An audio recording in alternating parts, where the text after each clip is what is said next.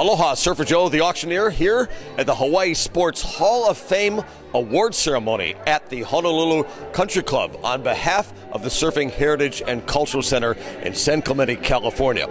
I just want to extend a big congratulations out to Randy Rarick over the years with the vintage surf auctions and the Triple Crown after he took the keys from Fred Hemmings. The speeches, the acknowledgments, the good vibes, the love in the house tonight, people flying in from the World Surfing League, from all over, it's made tonight a very special evening. So I say congratulations and mahalo and thanks for the memories. It's Randy Rarick, congratulations and keep up the good work. Aloha. Aloha. Aloha. You know, when you look at tonight's class, and I won't give the details because I do know that the program will include that, but it took a genius of linking these events together to really make something bigger than the individual parts. I think that really so important to putting surfing and indelibly placing it in the global surfing community as the premier events in the world for surfing. Our next inductee, in 1955 at age 5, the Rarick family moved from Seattle to Kaimaki. Kaimaki, I've never been to sing.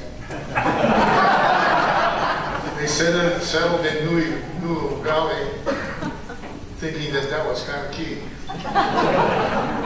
When Randy was turned, he learned how to surf on a wall with South Shore. Became his passion. He learned every aspect of the sport. After graduating from high school, competitively competing and surfing, traveled the world, allowing him to witness the emerging popularity of professional service. And this surfing also does some traffic. In 1983, three events in Hawaii, the Pipeline Masters, the Duke Classic, and the Reef Hawaii Pro were combined until the now world-famous Triple Crown in surfing. Ladies and gentlemen, our next contributor in the Hall of Fame, Randy Rarick.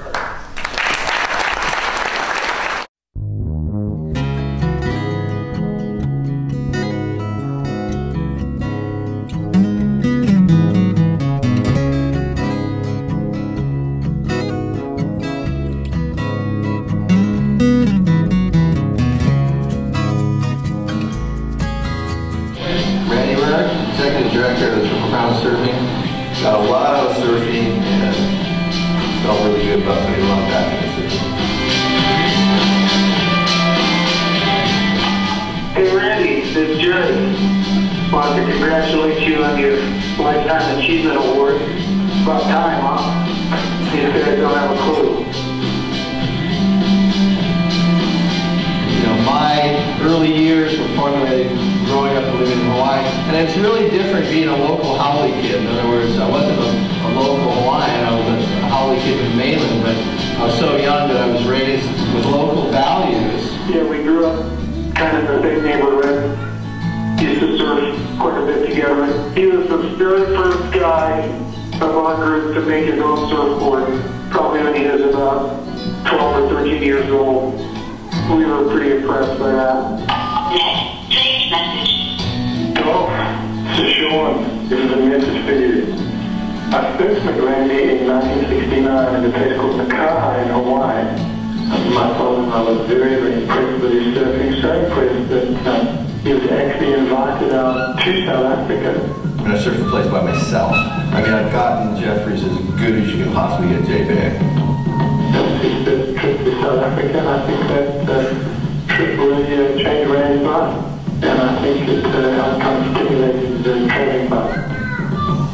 Early 70s, period of guys really going out in the world. That's like when I traveled extensively, because we didn't know what was out there.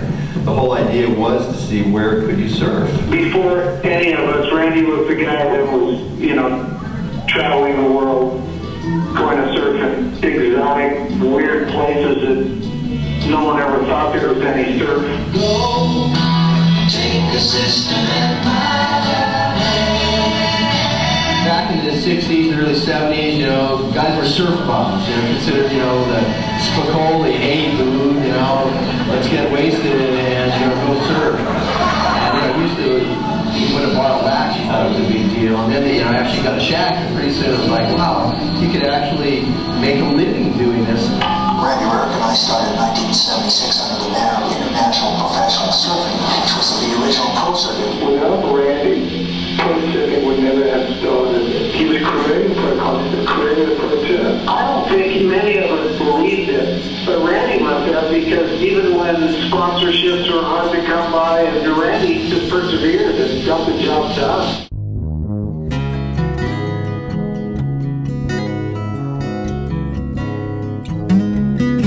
Back in 1983, when Fred Henley was created with Triple Crown, I actually said, Fred, can't you be a little more original? And I didn't think it would ever grow to be, such a prestigious title.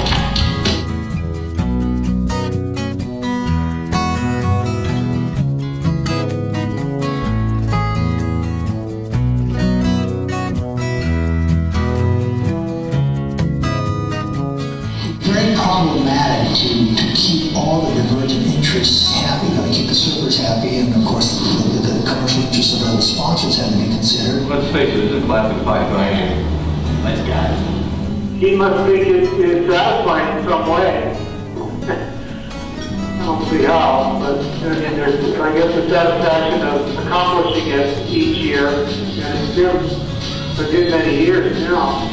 The Referral Pro Pipe-Master Hotline for Monday the 13th. Competition will get underway this morning at 8 a.m. with round 1 of the major event. Every day Randy Rarick gets back to the sport. For me, he's just a really inspiring individual. He's an incredible diplomat. He created an incredible career for himself. Obviously, all of it. He was the surfboard shaper, surf shop owner, then a professional surfer, professional movie location scout, contest director. Competition is on the Pipe-Master. In the range of the street, but I have never ever in my life seen Randy Rarick pistol, ever. He's always got that rider and kind of that look in his eyes and that hand. Whatever happens here, it's just not that important because I'm going to have another paddle out of sunset. Hey Randy, it's Jody, often confused as your daughter. The team and I are so stoked to honour you and a lifetime of achievements. There certainly have been a lot. SEMA Lifetime Achievement Award, Surfer Magazine Lifetime Achievement Award, ASP Service to the Sport, Walk of Fame in Huntington Beach. No one will ever top the contributions you've made to professional surfing, Randy, because you are professional surfing. Of course, I'd like to thank Randy Rarick for putting on Triple Crown for as long as it's been on. And as much as I like to grind into Randy, I mean, you've done an incredible job at building something that's huge and it's bigger than all of us. So, congratulations to Randy for that. I mean, it's a show for everybody. Randy, you're still doing this. I've been this a long time. Still happy to be about tonight. I'm really proud to present to the 2013 NAMS Triple Crown of Surfing Champion, John Flores. But more than that, for me, you are an exemplary human being, and you've been the most important mentor in my life. I want you to know that the team and I are so humbled and proud to have the opportunity to pick up your torch now, and we're constantly going to strive for the standards that you've set for us. I wish you endless days of happy free surfing, because Randy, you've earned them. Thanks so much for all of the time and investment you put in each of us and all of the surfers that have come out of Hawaii. We all owe you. Have a great night. See you out in the waves.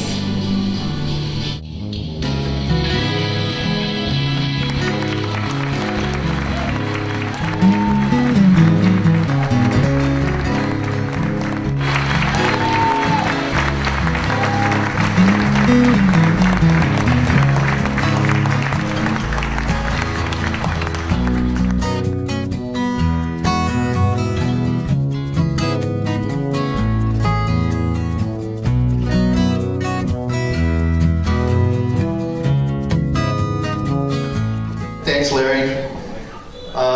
Those of you guys probably know, for years and years and years, I got to call into Larry and Perry and Price on their show every morning, and I'd give them a surf report of what was happening at the Triple Crown and whether it was on or not. And Larry used to always bug me and say, well, how's the traffic look out on the North Shore? So it's always fun to do that. Unlike the other guys, I decided to write a speech because my wife and I just got back yesterday from a 3-week trip to Southeast Asia.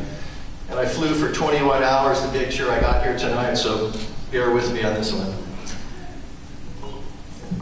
Tonight, as I sit before you to be inducted into the Hawaii Sports Hall of Fame as a contributor, and why is that? Because this award is for the contributions I made to the sport of surfing, Hawaii's gift to the world of sport. So this award is not so much about me, but it's rather about what I've done to honor the sport that has brought some meaning to my life, which I in turn have tried to instill the excitement, the lifestyle, and yes, the stoke to countless others out there. And in doing so, it has helped to raise Hawaii to the forefront of all sports as a surfing capital of the world. I think it's great that there's all the bat, ball, and stick sports represented, but it is surfing that is truly uniquely Hawaiian.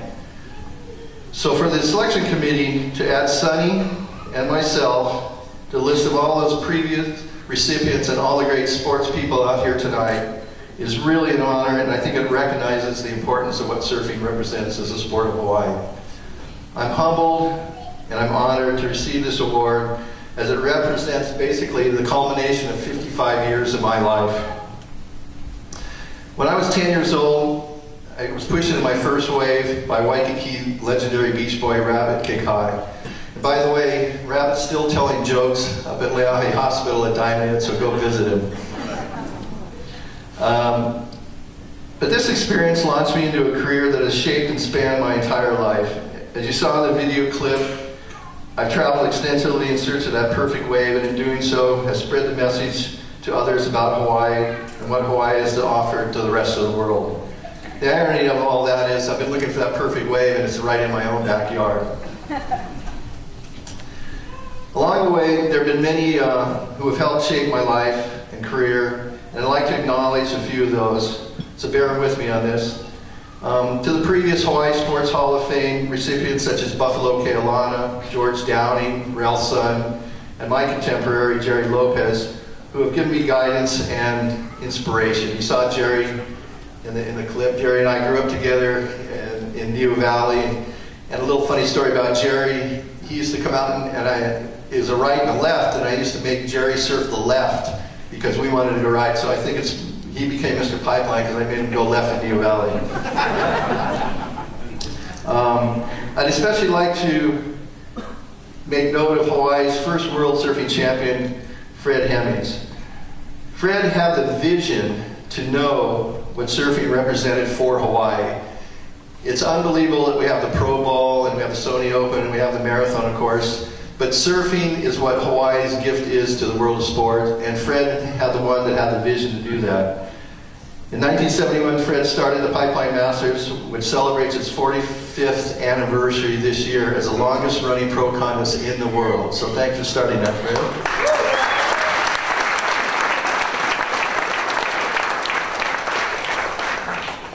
Fred and I teamed up together in 1976 to form International Professional Surfing, which was the predecessor to today's World Surf League. In 1983, we started the Vans Triple Crown of Surfing, which has grown into the most recognizable series of events in the world. I'm proud to have awarded the likes of Sonny Garcia 6 Triple Crown champions, along with all the other great men and women surfers who have carried the Triple Crown title. I'd like to thank Vans, who for the past 18 years have supported and grown the series into what it is today, and a sponsor that gives that kind of support for 18 years really says a lot for their commitment to Hawaii. So thanks to the Vans crew for that. I really appreciate that.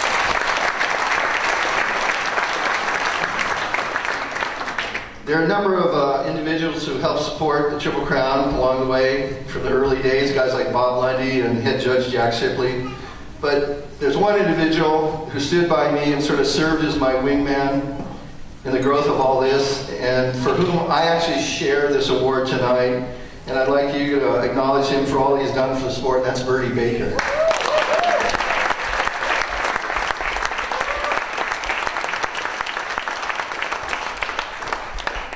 Of course, there's always been women in my life. And I wouldn't be here today if not for the unwavering support of Faith Wenzel. She doesn't like to be called this, but I like to refer to Faith as the godmother of Hawaii professional surfing. And I also shared this award with you, Faith, because without you, we wouldn't be the major contributors to sport that we have. And so thanks, Faith.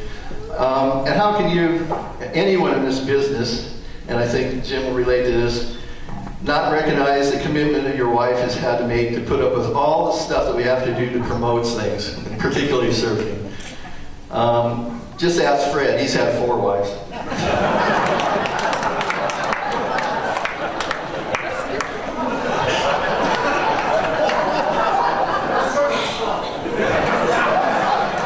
But I think my wife's email handle sort of says it all. Her email address is Surf Widow. So I'd like to thank my lovely wife Jackie for putting up with us.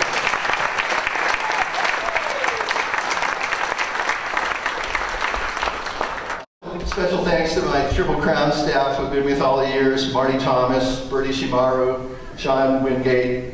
These guys have all made it possible for Hawaii to really shine on the world stage.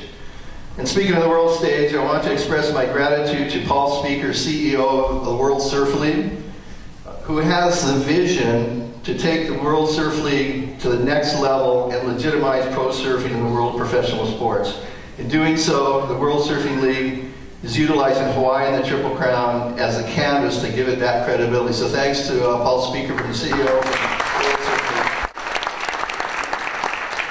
I actually will be stepping down this year as the regional director of the WSL and also as the director of the Triple Crown and putting the torch to the next generation. Jody Wilmot, who you heard there, who has been working with me for over 17 years and for the past Triple Crowns has really made it happen. She's been a visionary, she's extremely competent, and I'm really happy to say she'll be the first woman to take the lead as the managing director of the World Surfing League Hawaii region and as a Triple Crown. So thanks, Jody. Jody will be taking the reins as we move into the next chapter of growth for pro surfing. I will continue to support and advise the WSL as well as the Triple Crown. And believe me, I'm not going to give it up that much. We'll make sure you guys keep it going. But the award tonight closes kind of one chapter of my career, and as I embark on the next, which will be to utilize my knowledge of all the people in surfing, the equipment the surfing represents, all the contests and organization, and all the places I've been. And I'm going to utilize all that to go into the next chapter of my life, and you guys are going to see some fruits of that labor as we come into the next year. So, to the governor for showing up, and as Larry says, it's not often that the governor recognizes how important something like the Sports Hall of Fame is, so thanks for coming, Governor. And I'd also like to thank the Triple Crown staff, the Vance crew, and everybody else here that represents all the sports for coming tonight. We really appreciate it. And I hope you, like myself, carry on, and as we say, enjoy the ride. Mahalo.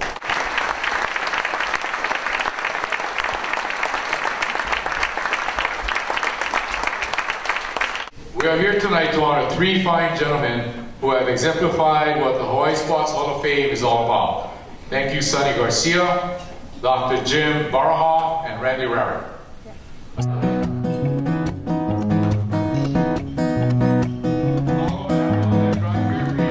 Glad I got the sense enough to know. Even after all this time, there's nothing that you own. I find it hard to believe that we are really done. Even after all this time, you are still the one, still the one. Yes, you are. Still the one. Yes, you are.